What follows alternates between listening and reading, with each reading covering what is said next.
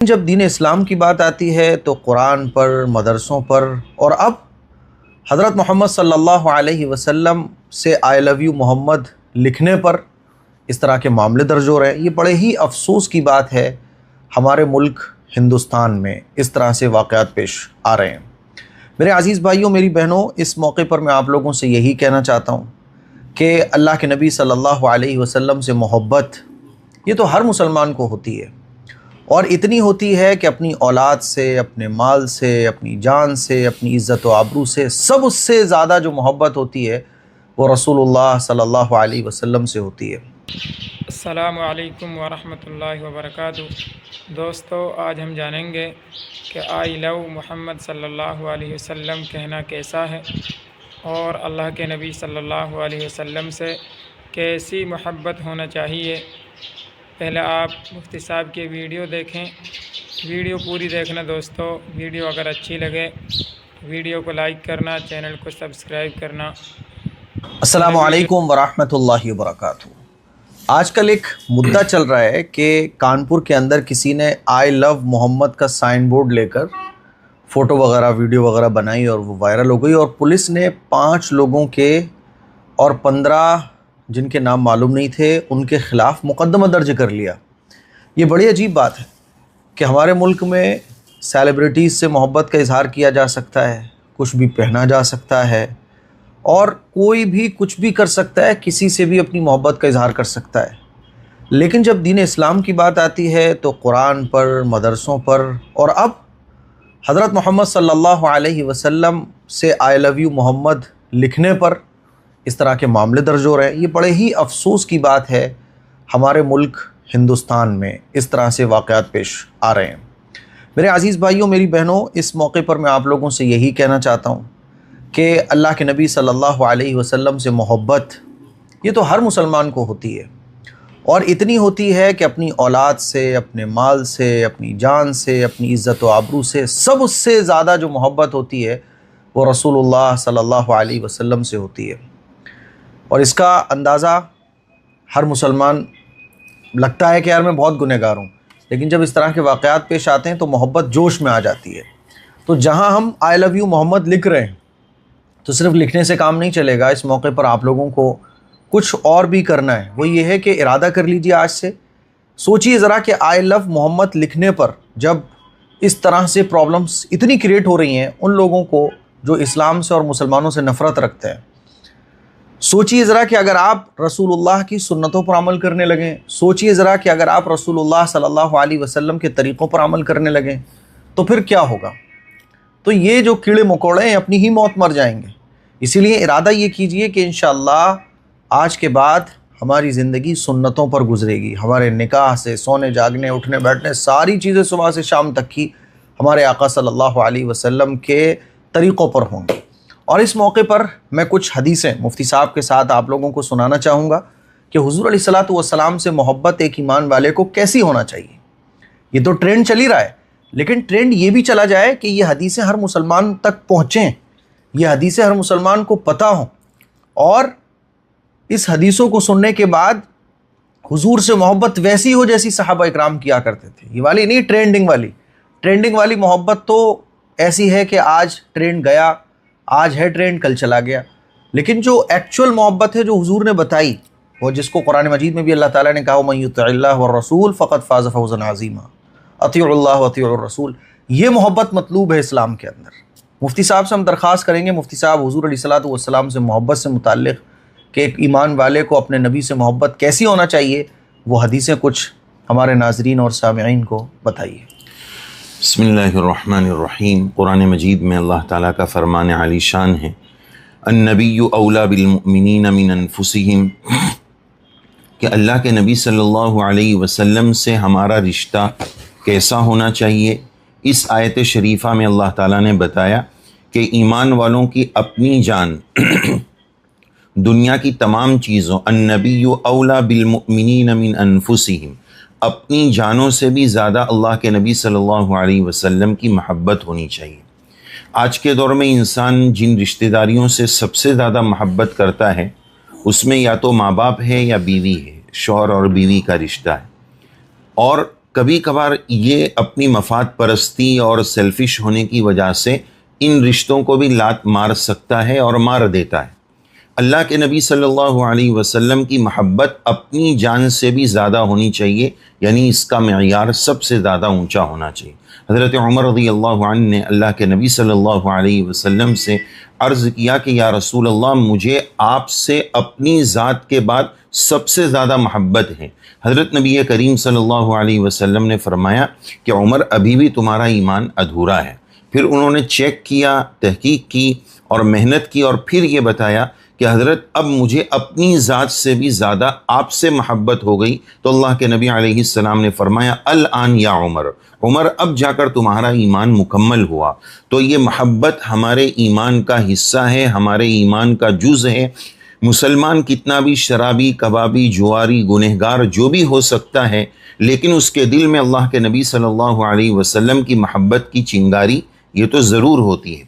اب یہ محبت کرنی کیسے ہے، یہ محبت ہمارے اندر آئے گی کیسے، اس پر میں اپنی بات مکمل کروں گا کہ یہ محبت کرنی ویسے ہے جیسا کہ مفتی صاحب نے بتایا کہ صحابہ رضی اللہ عنہم نے جو محبت کا انداز اختیار کیا ہے، اس انداز میں بدعت میں اور سنت محبت میں فرق یہی ہے کہ اللہ کے نبی صلی اللہ علیہ وسلم کی سنت محبت نام ہے میں حضور نبی کریم علیہ السلام سے ویسی محبت کروں جیسے میرے محبوب صلی اللہ علیہ وسلم کی چاہت ہے، اور بدعت والی محبت کا خلاصہ یہ ہے کہ میں حضور سے ویسی محبت کروں جیسے میں چاہتا ہوں۔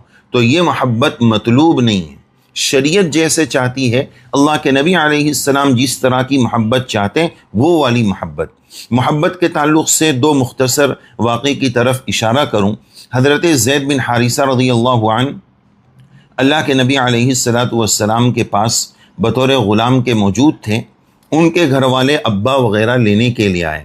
اللہ کے نبی علیہ السلام نے آپشن دیا کہ زید اگر آپ جانا چاہیں تو جا سکتے ہیں، کوئی مسئلہ نہیں۔ حضرت زید رضی اللہ عنہ نے کہا کہ حضرت میں تو آپ کے ساتھ رہنا چاہتا ہوں، اپنے والد کے ساتھ نہیں جاؤں گا۔ غور فرمائیے کہ گھر والے، ماں باپ اور رشتہ دار لینے کے لیے آئے، حضرت زید فرماتے ہیں کہ حضور مجھے آپ کے ساتھ رہنا ہے۔ یہ صحابہ کی محبت ہے، یعنی حضور کے لیے اپنے گھر والوں کو بھی قربان کر دیا۔ اس کو شاعر نے کہا، ہزار آزادیوں سے لاکھ بہتر، ہزار آزادیوں سے لاکھ بہتر تمہارے عشق کے طوق و سلاسل، نہیں سکوں مجھ کو درکار آقا، بڑا دیجئے میری بیتابی دل۔ یعنی میرے پاؤں میں آپ کی محبت کی بیڑیاں ڈال دیجئے، مجھے آزادی نہیں چاہیے، اس غلامی پر میں ہزار مرتبہ قربان ہوں۔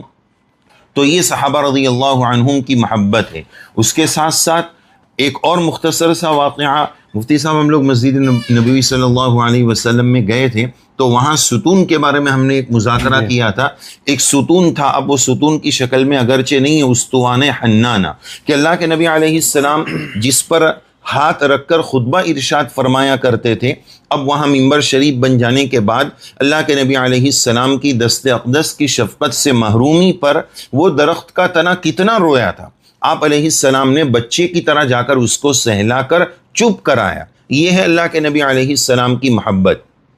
کتابوں میں لکھا ہے کہ اگر آپ علیہ السلام چپ نہ کراتے تو وہ درخت کا تنا قیامت تک روتا رہتا۔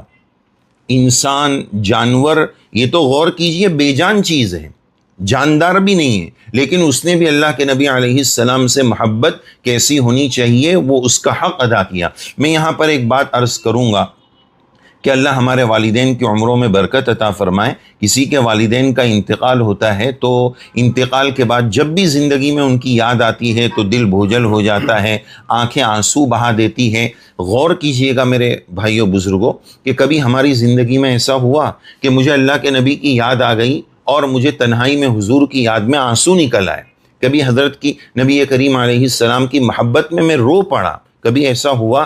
اگر نہیں ہوا تو خدا کی قسم وہ درخت کا بے جان تنا ہم سے اچھا ہے کہ وہ حضور کی محبت میں رویا اور ہمارے بچپن سے 55 گزر گئے لیکن ہمیں کبھی رونا نہ آیا۔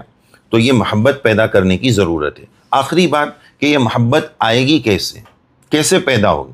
یہ بولا جاتا ہے کہ محبت کرو، سنت پر عمل کرو، لیکن اس کی ایک چین ہے، ہر چیز ترتیب سے ہوتی ہے، اسٹیپ بائی اسٹیپ ہوتی ہے، تب جا کر وہ کام مکمل ہوتا ہے۔ مثال کے طور پر اللہ کے نبی علیہ السلام کی محبت ایسے آئے گی کہ سب سے پہلا کام ہمیں سیرت پڑھنی پڑے گی، نبی کریم علیہ السلام کی زندگی پڑھنی پڑے گی۔